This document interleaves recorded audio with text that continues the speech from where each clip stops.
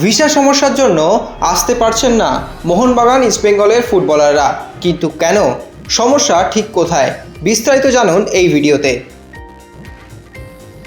काटू क्या अभी काटू? आप नहीं रुक जाओ। गेम कोई भी हो, पकड़ मजबूत होनी चाहिए। सीमेंट से पकड़ बनाए मजबूत। SRMB 550D TMT बार।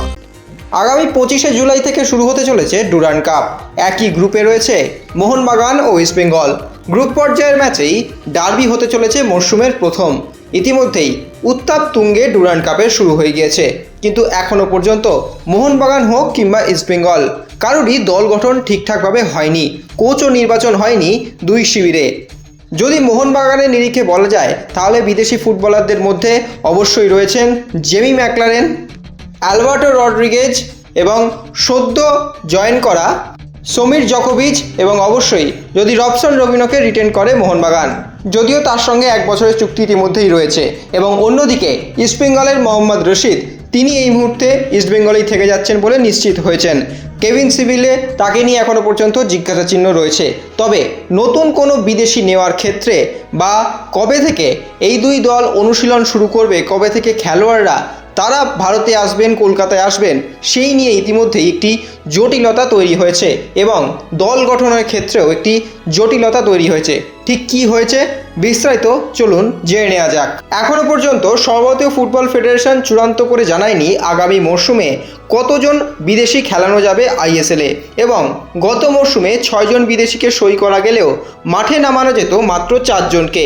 এবার সেই সংখ্যা কমে 3-এ নামতে পারে বলে জোর আলোচনা চলছে, তবে এখনও পর্যন্ত কিছু নিশ্চিত হয়নি। পাশাপাশি ওসিআই বা ভারতীয় বংশোদ্ভূত ফুটবলারদের ভূমিকা নিয়েও তৈরি হয়েছে ধোঁয়াশা। সেই খেলোয়াড়দের কি খেলানো হবে সেই নিয়েও প্রশ্নচিহ্ন রয়েছে। এই অনিশ্চয়তার মাঝেই মোহনবাগান ইতিমধ্যে জেমি ম্যাকলারেন, সমীর জকোভিচ, অ্যালবার্টো রড্রিগেজ এবং রবসন রবিনোদের মতন বিদেশিদের দলে রেখে দিয়েছে চূড়ান্ত করে। আরও কয়েকজনের সঙ্গে আলোচনা এগোলেও ফেডারেশন যেহেতু কোনো চূড়ান্ত সিদ্ধান্ত এই মুহূর্তে জানাচ্ছে না, তাই সেই পরিকল্পনা আপাতত ঝুলে রয়েছে বলে সূত্রের খবর। শুধু তাই নয়, প্রয়োজনীয় ছাড়পত্র ও ভিসা সংক্রান্ত জটিলতার কারণে বিদেশি ফুটবলারদের রেজিস্ট্রেশন করতে পারছে না মোহনবাগান।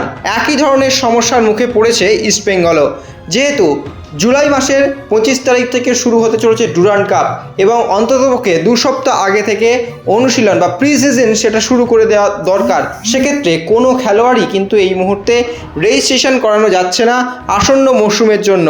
সেক্ষেত্রে দুই শিবিরই কিন্তু এই মুহূর্তে বড় চিন্তায় পড়েছে। ডুরান্ডের প্রস্তুতির মাঝেই প্রশাসনিক এই অনিশ্চয়তা নিয়ে চিন্তা বাড়ছে ইস্টবেঙ্গল ও মোহনবাগানে। extra time.